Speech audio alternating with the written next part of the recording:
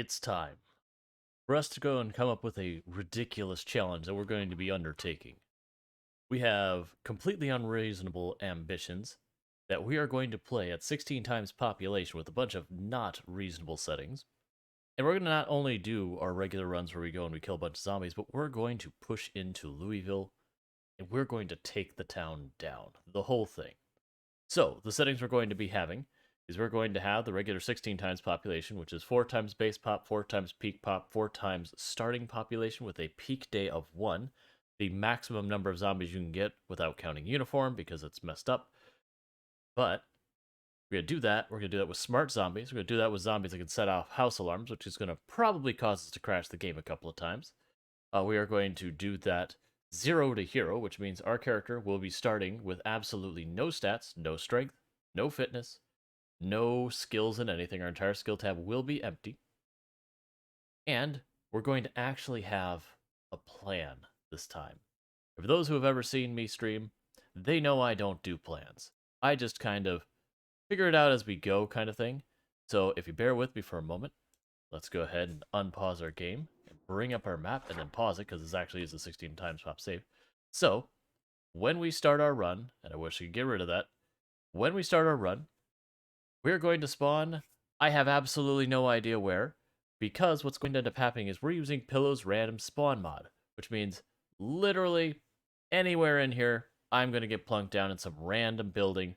No way of predicting where it is. I could be dropped in Muldrow. I could be dropped in Riverside. I could be dropped in That's not Rosewood. Rosewood. I could be dropped in Marked Ridge, please, not Marked Ridge. Anything's possible. I could be dropped inside the mall. We've had that happen before. I think I would restart with the mall. From there, our plan is going to be to try and get the basic necessities we need to get our run off the ground. We're going to be going into our phase 1. Phase 1 is grabbing whatever we have in the house we're immediately at or building, and then getting to some place we can actually reasonably set up and secure. In 16 times pop runs, if you spawn in some place like Riverside, unless you get really lucky, the moment the zombies aggro, you're talking literal hundreds of zombies with no combat skills whatsoever, and probably not even having a weapon. And if you do, it's like a frying pan. You're getting your eviction notice, and you are out. So, we will make our way to wherever we can, whether it's the ice cream parlor down here, the little spot up here over in the right, there's a boot camp down here, wherever we can find, get away from the zombies until we have accomplished a few basic goals. We will need to acquire 2 water bottles, a means of boiling water, whether that's a cooking pot, a saucepan, or something of that nature. We will want a saw. We will need something we can carry with us that we can sleep in. Ideally, a tent. However, in a pinch, a chair will do. Once we have these goods acquired, we are going to begin to push our way towards our ultimate destination, which is Louisville. More than likely, we'll be down in this part of the map. If that is the case, we will have to take down West Point on the way because this road on 16 times population will be completely unreasonable. So once we've acquired our goods, phase 1 ends. Phase 2 is effectively making our way in the direction of Louisville, which again, almost certainly will end up having to hit West Point. If we do, that's fine. We'll end up setting up at the 3 houses over here and pushing in. Once we've gotten past West Point, this point we will absolutely need a car. Shouldn't be a problem. There's lots of cars in West Point. We can make that work. That'll put us into phase 3. Phase 3 is the slog up to the Louisville checkpoint. Phase 3 is to actually get into this checkpoint and secure it. This is going to be our long-term base. And the reason I'm selecting that is there is an opening along the side of the fence here. And then there's this. Those are the ways you go through.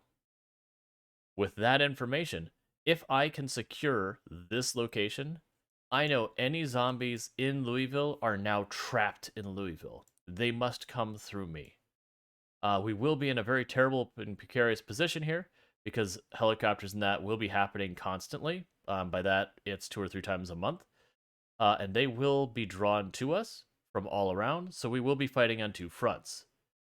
Once we've gotten this position secured where we're able to kind of just hold our own and not have to worry, then we're going to start our actual proper push into Louisville, which is phase 4. And then phase 4 is just, going block by block by block, clearing the city. To give you an idea about what types of populations and what types of a commitment this run is, surviving a year in Project Zomboid takes somewhere in the area of 350 real life hours on the default settings. The closest I've got is 360 hours for 1 year, 2 months, 8 days. So you get the idea. In that time, we had killed 100,000 zombies, of which was effectively clearing Rosewood, the military base, the prison, and we got a good amount of work done in West Point, and that is it. And that was 111,000. We estimate by our best guess that Louisville proper is going to be someplace in the area of 300,000 zombies. At a minimum, once we get in here, we're probably talking somewhere in the ballpark of over 1,000 real life hours clearing this city. Needless to say, this is a completely unreasonable and overly ambitious goal, but we're going to try it, and you may ask why. I don't know why. Because I make bad decisions. Anyways, I hope you'll tune in. See you there, and wish us luck.